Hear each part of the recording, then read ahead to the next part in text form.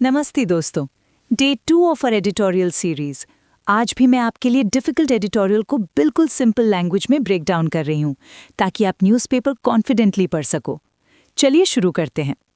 आज के एडिटोरियल का टाइटल है truce in tatters on the Cambodia Thailand conflict. दोस्तों, एडिटोरियल शुरू होता है एक सिंपल पॉइंट से। कैम्बोडिया और थाईलैंड के बीच जो बेयरली टिक पाई ट्रूस थी वो अब टूट चुकी है।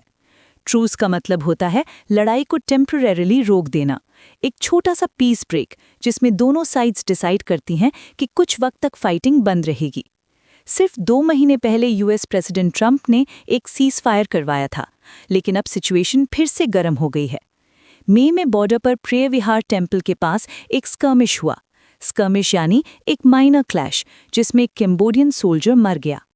ये इंसिडेंट टेंशन को तुरंत एस्केलेट कर देता है क्योंकि प्रेय विहार वाला बॉर्डर एरिया दोनों देशों के बीच बहुत पुराने और कॉम्प्लेक्स डिस्प्यूट का सेंटर है।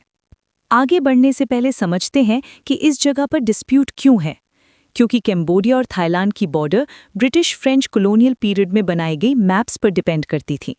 1904 से 1907 के फ्रैंको-साइमीज ट्रीटीज ने दोनों देशों की बाउंड्री फिक्स की थी, लेकिन ग्राउंड पर बाउंड्री क्लियरली डिमार्केट नहीं हुई। प्रेय विहार टेम्पल एक हिल के टॉप पर बना हुआ है।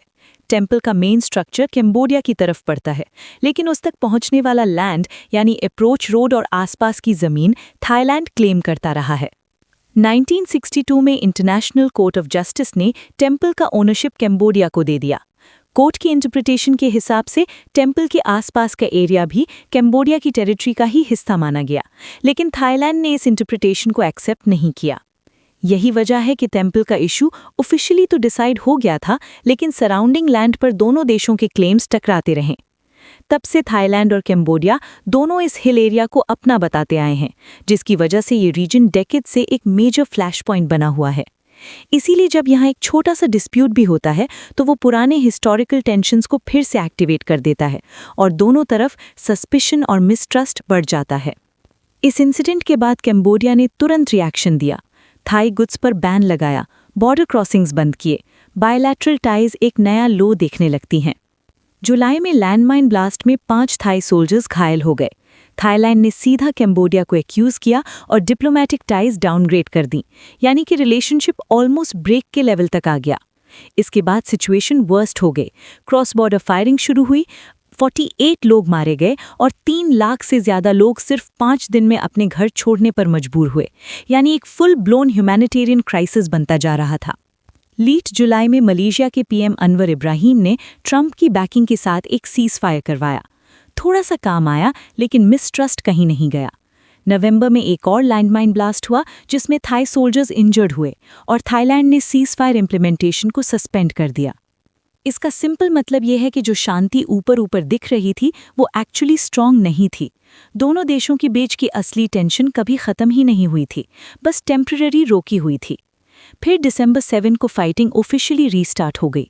कैम्बोडिया ने एक्यूज किया कि थाईलैंड ने एयर स्ट्राइक्स लॉन्च किए। टेंशन फिर से पीक पर पहुंच गया। एडिटोरियल बताता है कि इस कॉन्फ्लिक्ट की जड़ कॉलोनियल एरा बाउंड्री डिसीजंस में ही है।